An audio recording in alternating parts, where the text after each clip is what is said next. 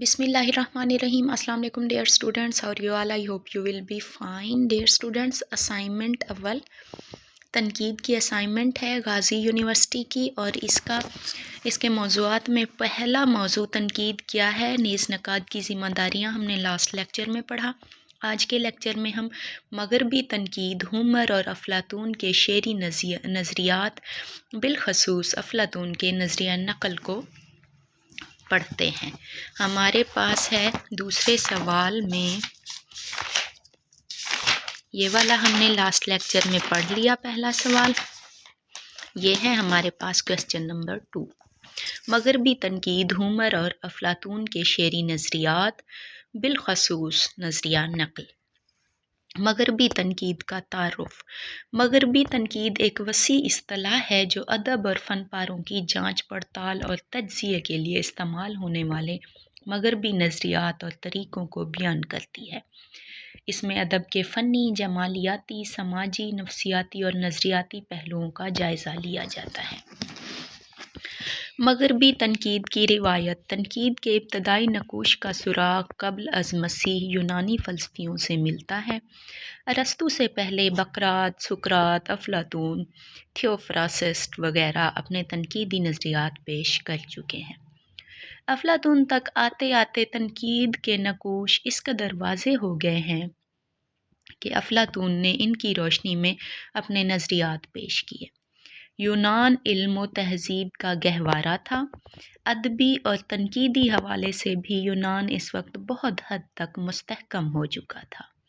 یونانی علم و ادب کے بارے میں تنقیدی نظریہ رکھتے تھے. ہومر کے شعری نظریات. ہومر کا تعارف. ہومر 8ویں صدی قبل از مسیح کا ایک قدیم یونانی شاعر تھا. وہ اپنی 2 عظیم رزمیہ یعنی جنگ کے موضوع پہ مبنی نظموں ایلیڈ اور اوڈیسی کی وجہ سے مشہور ہوا. ہومر کی نظموں نے قدیم یونانی ثقافت، ادب اور فن پر گہرا اثر ڈالا. ان کے کاموں نے مغربی تہذیب اور ادب کی ترقی میں اہم کردار ادا کیا. ہومر کے شعری نظریات. کسی بھی فن پارے یا صنف کے حوالے سے ہر نقاد کے اپنے کچھ منفرد نظریات ہوتے ہیں. اس طرح ہومر نے بھی شاعری کے حوالے سے کچھ نظریات بیان کیے ہیں جو مندرجہ ذیل ہیں. شاعری کا مقصد لطف ہے. ہومر جو دنیا کا پہلا شاعر سمجھا جاتا ہے، ان کی شاعری میں عظیم پہلا مغربی شاعر سمجھا جاتا ہے. ان کی شاعری میں عظیم شاعرانہ قوتوں کے ساتھ گہرے تنقیدی شعور کا احساس بھی ملتا ہے. ہومر کے نزدیک شاعری کا مقصد لطف ہے جو پڑھنے والے کو مسرور کرتا ہے. شاعر کا ہومر کے نزدیک کیا کام ہے؟ شاعر اصل میں کالی زمین جوتتا ہے، مگر اس کے حل سے جو زمین نکلتی ہے وہ سونا ہو جاتی ہے. تخلیق بھی ایسا ہی عمل ہے جو معمولی چیزوں کو غیر معمولی اور اصل سے زیادہ حسین بنا دیتی ہے. شاعری الہامی قوت ہے. ہومر شاعری کو الہامی قوت قرار دیتا ہے اور اسے دیوی دیوتاؤں سے منسوب کرتا ہے. اس کے نزدیک شاعری اپنی ذاتی کوشش کا نام نہیں ہے، یہ ایک الہامی نعمت ہے جو ہر کسی کو نہیں مل سکتی. افلاطون کے شعری نظریات. افلاطون کا تعارف. یونان کا عظیم فلسفی افلاطون 423 یا 428 قبل از مسیح میں پیدا ہوا، جو فلسفہ کو عام زندگی میں لوگوں تک پہنچانا چاہتا تھا. مکالمات افلاطون ان کی وہ تصنیف ہے جس سے فلسفے کی روایت جنم لیتی ہے. افلاطون سقراط کا شاگرد تھا اور ارسطو کا استاد تھا. انہوں نے ایتھنز میں ایک فلسفیانہ اسکول اکیڈمی کی بنیاد رکھی جو مغربی فلسفے کی پہلی یونیورسٹی بن گئی. افلاطون کے نزدیک شاعری کیا چیز ہے؟ افلاطون کا کہنا ہے کہ شاعری حقیقت سے بہت بعید ہے.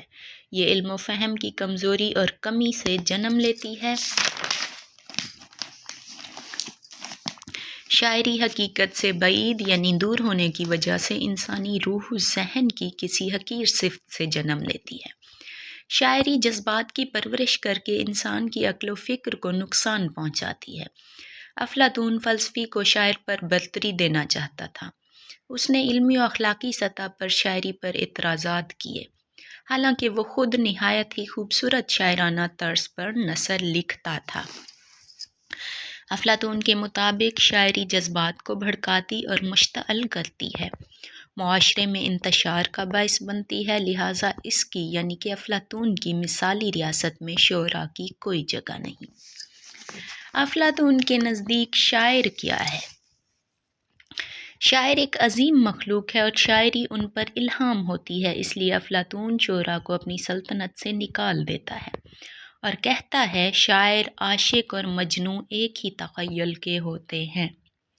شاعر مصور کی طرح حقیقت سے دور لے جاتا ہے۔ افلاطون کہتا ہے کہ بہادری سے نوجوانوں کو ملک کے لیے مرنا اور لڑنا سکھایا جاتا ہے، لیکن شاعر انسانوں کو بزدل کرتے ہیں، وہ موت سے خوف دلاتے ہیں اور عورتوں کے حسن اور عشق کی طرف توجہ دلاتے ہیں۔ افلاطون کا نظریہ نقل۔ افلاطون کا نظریہ نقل یہ ہے کہ فنکار اور شاعر اصل حقیقت کی نقل کرتے ہیں، جو اصل سے 2 قدم دور ہوتی ہے۔ وہ پلنگ کی مثال دیتے ہیں۔ خدا نے پلنگ کا ایک اصل تصور تخلیق کیا، یعنی عرش معلیٰ کا تخت۔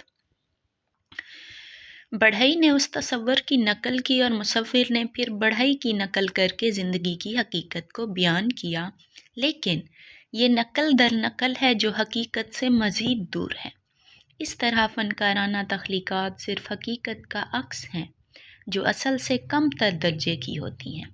افلاطون کے نزدیک نقالی بس ایک طرح کا کھیل ہے یا تفریح ہے، اور یہ سارے کے سارے المیہ نگار شاعر نقال ہوتے ہیں، اور نقالی کو اس چیز سے واسطہ ہے جو حقیقت سے 3 درجے دور ہے۔ افلاطون نقالی کا سخت مخالف تھا، وہ اس کی نفی کرتا ہے کیونکہ وہ تخلیقی ذہن کا مالک تھا۔ افلاطون کے خیال میں نقالی کا فن ایک نیچ ذات ہے۔ نقال شاعر جس کا مقصد قبول عام ہے، نہ تو قدرتاً اس غرض کے لیے خلق ہوا اور نہ اس کے ہنر کی غایت ہی یہ ہے کہ روح کے عقلی اصول کو خوش کر سکے یا کسی طرح اس پر اثر انداز ہو، بلکہ یہ تو جذباتی مطلون طبیعت کو ترجیح دے گا کہ اس کی نقل اتارنی آسان ہے۔ یہ تھا ہمارا دوسرا سوال، اور تیسرا سوال ہم اب اگلے لیکچر میں پڑھیں گے تاکہ ویڈیو لمبی نہ ہو جائے، اور اس لیے بھی کہ جن اسٹوڈنٹس کو صرف ایک سوال کی تلاش ہو ان کے لیے ویڈیو اضافی بوجھ نہ بنے۔ ٹیک کیئر، اللہ حافظ۔